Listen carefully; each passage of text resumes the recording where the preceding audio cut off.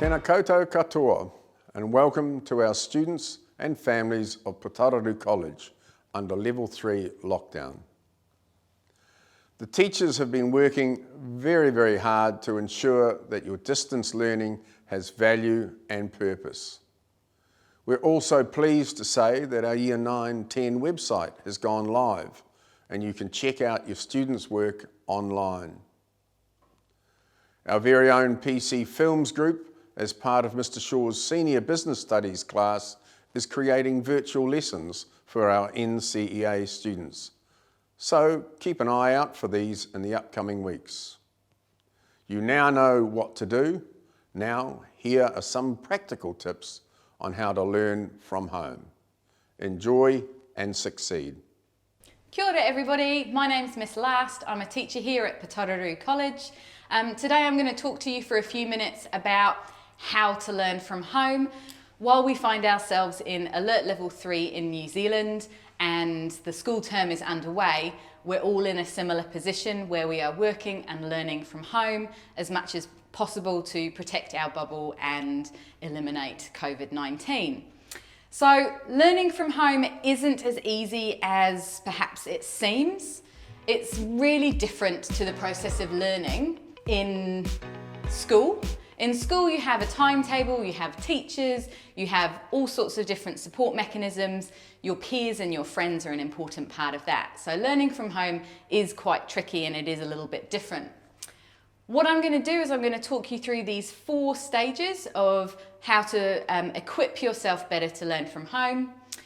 First of all, we're going to talk about the physical space for learning. Then we'll move on to how to organise the work that you need to do. And we'll also look at how to stay on track and stay motivated once you get started when you're working. And lastly, how to ask for help. Now, these things have been identified by students that I've been working with via Google Meet and Zoom meetings and having lessons with my seniors already. And also from a collection of feedback from staff as well about the difficulties that they have working from home and the things that they've noticed that their students need some support with as well. So the first thing that we want to kind of focus on is creating a physical space for learning. That's going to be easier for some people than for others. Hopefully there is something useful in this advice. So the way I see it, there's 5 things that I think you can spend time considering and working out if you haven't already got a good physical space for learning. So the first thing is to try, if possible, to actually allocate to set a space where you do your work and it matches your optimal noise level. So I spent some time thinking and considering how do I learn, and I thought about that at school. And I thought about how I do my homework as well at home. So reflect and spend some time thinking about your best learning and how that used to happen at school as well as at home. For me, my optimal noise level is completely silent. Okay? I concentrate best and I do my best work when there are no distractions. But I know that for a lot of you, you actually work better if there's a little bit of hustle and bustle. So maybe there's space in the kitchen. Maybe there's space in a communal area, or perhaps you're someone like me who actually needs a quiet space in a bedroom or another part of the house that you can go to. The second thing is to try and decide and agree with the people in your bubble when you're going to do your work so that they can support you, maybe they can avoid interrupting you, or they can just check in on how you're doing. Saying that you're going to do your work all day long probably isn't very practical, but if you do decide that you're going to do your work for a chunk of time in the day, let the people know who are in your bubble at home. Number 3 is create a playlist that's going to help support you working.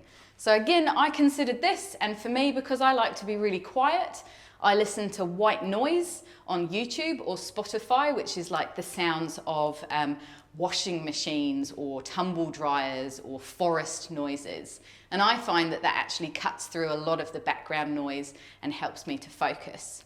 One of the other things you can do is create a lo-fi playlist, which you can find on YouTube or Spotify or any kind of music app. And that music is designed to help you focus and help you study. Now, the reason I say playlist is so that you don't spend every 3 minutes picking a new song. So create something that will last for at least an hour so that you don't have the opportunity to distract yourself by picking up your phone and changing the music.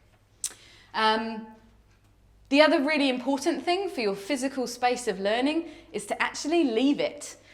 So studying on your bed might seem practical, but then it kind of blurs the lines of what's relaxation and what's study mode. So if you can, if it's possible, try and work somewhere that isn't where you normally chill out and relax at home. And wherever you do your learning at home, relax and leave that space every now and then just to have a break. Lastly, and this is just something that I found useful, is I've organised my phone and I've put a folder together on my phone for all of my school and work related apps. So I'm not distracted by other things. I don't accidentally tap and open Facebook or TikTok or any other kind of app, because everything I need to help me study and focus is in one place. So hopefully there's some little bits of information there that might help you consider the physical space that you have for your learning. Next up, if you've got a space organised, now you need to start thinking about how you organise your workload. You've been given lots of information and lots of tasks from your teachers, so there's a lot of content to get through, but how are you going to actually organise your time when you don't have a timetable to follow, you don't have bells ringing and people moving around like at school? So there's a few different options here, and I'll show you what I've worked out. First of all, it's important for you guys to make a decision. Are you a paper person or a digital person? For me, I'm a paper person. I like to write notes, I like to write lists and use sticky notes, I like to use highlighters. So that's how I choose to organise things. But there are some fantastic apps out there and programs that you can use digitally to organise the work that you do, to create lists and productivity. Something that might be really helpful for a lot of the seniors is subject by subject, make a list of everything that needs to be done within that learning area. Okay, so rather than just focus on one massive big topic or task, try and break it down into a list, and that's going to be a nice way for you to actually see how many different tasks, how many different activities there are. That could be a way for you to choose what to focus on and to chunk your learning into hour-long or half-hour-long periods.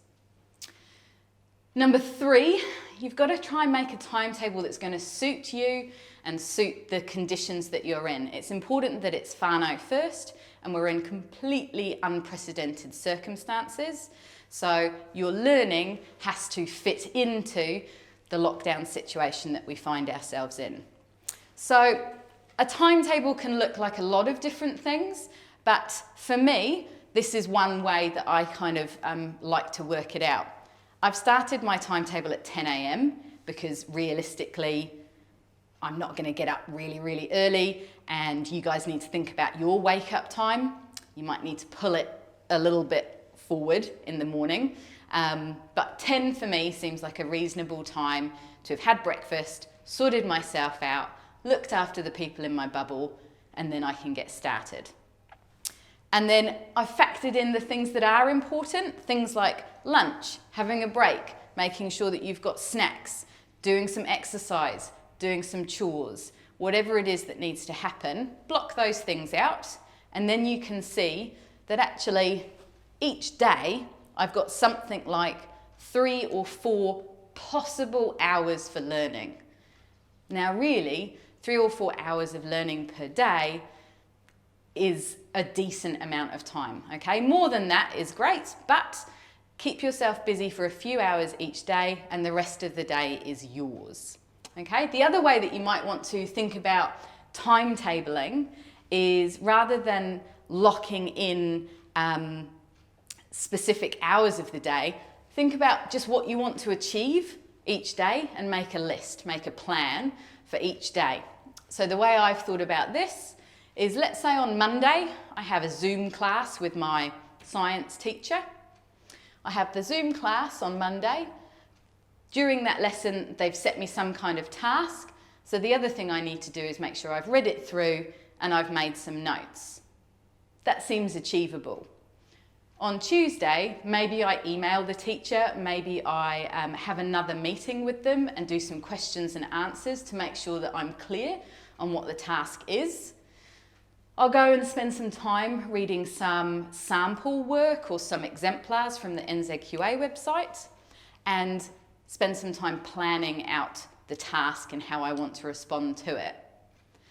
On Wednesday, I'm going to draft some of it section by section. So this feels much more achievable in the way that I could organise my workload rather than just thinking, here's this massive task and where do I begin? So breaking it down, what do you want to achieve day by day? Another really important tip for organisation and scheduling your work is to make sure that you check your emails. So set yourself a routine morning and night to make sure you log in and check your school emails, or if you can, allow notifications on your phone to show new emails arriving so that you can schedule your time and communicate with your teachers. The other thing that I think is important to consider, and I really like the way that this looks, is figure out, kind of topic by topic, how important and how urgent the work is that you've been set, or the tasks that you've got to do yourself. Okay, we have a real tendency, and I'm guilty of this as well, to spend lots of time working on things that aren't important and aren't urgent. Okay, this is my procrastinating phase. I do lots of things, but none of it's particularly useful. So think about what's not particularly important, but it does feel urgent. These are often little quick jobs that you can tick off, sending an email to your teacher maybe, or responding to somebody's comments on a task. Quick, easy, simple. What about the jobs that are really important but not particularly urgent? Things that you just need to keep working on. So schedule chunks of time to work on this rather than huge amounts of time. So break that very important task into chunks and then think, do I have tasks that are important and urgent? These are the tasks that you need to work on straight away and you need to work on in lots of detail. So spend some time figuring out, once you know all the different components of learning, what are the really important and really urgent pieces of work, and that might help to structure your time. The last thing to do is think about how many breaks do you actually need during your learning day. Don't spread your learning day over 20 hours of the day. Think about just a chunk of time and make sure that your breaks and the things that you do to stop and take you away from studying aren't cognitively the same. So if you've been working on your smartphone or you've been working on a laptop, don't then go into gaming, don't then go into social media, because it's just too similar and it's exhausting. So if you're studying, make sure that your break is something physical, or maybe it's something practical, helpful, social, spending time with the people in your bubble before you return to your learning. The next thing that came up a few times with some of my students is, I've got started on a piece of work, I know what I need to do, but I've lost interest and now I'm off track. So starting a piece of work is often the most appealing stage, but maintaining progress can often be really, really difficult. So how do you stay on track? Well, there's a few possible suggestions here. An entire assessment for people in the senior school is often really overwhelming. A task can be spread over several pages to read, so break it down into chunks and make sure that you've actually allowed a significant amount of time to read through the requirements of your task. Look at the instructions really carefully and see if you can break it down into even smaller chunks and maybe email your teacher to clarify and say, is this okay if I break it down into these sections? Your teachers will also be able to indicate to you how long they think each stage of the assessment might take you to produce. Okay, and that can be a way to schedule your time. Share your progress with a mate, with a buddy, and that way you're going to keep each other accountable. So a really, really great thing to do is, knowing that you're working on something that your friends are also working on, share your work with each other. Check in with each other at the end of your learning day or whenever you've decided to work on that task, and see what your progress is like. This is something that you guys do quite comfortably when you're in the classroom and when you're at school, but it feels a little bit awkward when you're working digitally. So don't worry about that. Break down the barrier, but you'll be able to help each other stay focused. You'll be able to provide each other with some support if you share your ideas. Lastly, it's really important that you stay on track because there's a purpose to what you're doing. So think about, what is the purpose, what is the value of the task that you're completing? In the senior school, that should be fairly easy for you to figure out. Perhaps the work you're doing leads directly into an assessment, or perhaps the work that you're doing leads directly into a career path that you're interested in finding out more about. So think about the skills that you're utilising when you're doing your home learning, and that might help to motivate you and give you some purpose and some value to the work that you're doing. Lastly, knowing when to help is actually, when to ask for help is actually really, really important. And I feel like I'm working with lots of students who don't want to ask for help, but I'm pretty sure that they would like to get some support. In a classroom setting, I can normally read that situation and you can go and help each other. But here, while we're in distance learning mode, it's a little bit different. So knowing what you need help with is really, really important.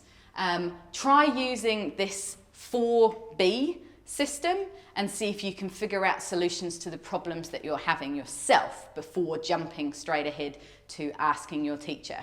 So the 4B system basically is, I've got a problem or I'm stuck.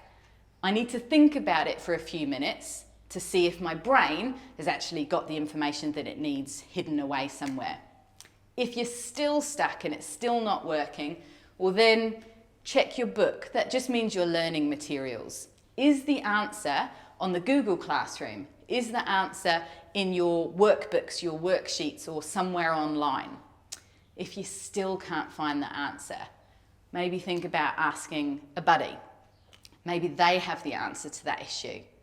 But at this stage, you've actually gone through quite a lot of effort trying to figure out the solutions to your problems.